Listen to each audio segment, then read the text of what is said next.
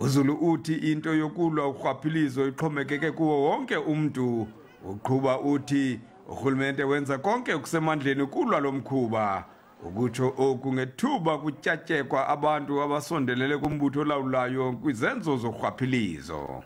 Not only am I drawing our collective attention to the adverse impact of COVID-19 pandemic on the essence and makeup of our social fabric, I particularly call upon all of us to realistically evaluate relevance and sufficiency of our collective COVID-19 mitigation investment and efforts. Amaqela aphikisayo athi le ntetho kaMphathiswa inamva namphambili ibe abongoza ukuba makachithe utyiwe.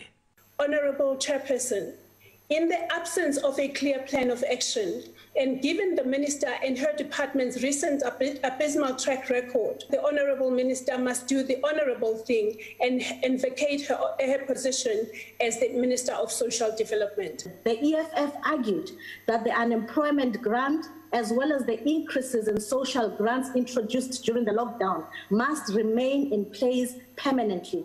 Amaqela aphikisayo aphinda ahlabukhwelo kurhulumente okokuba alwe urhwaphilizo neengcambu zalo kuba esithi luntlitha abona abantu bahlelekileyo ingakumbi. Ndingumanelisi Dubase weendaba ze-SABC eParlamente eKapa.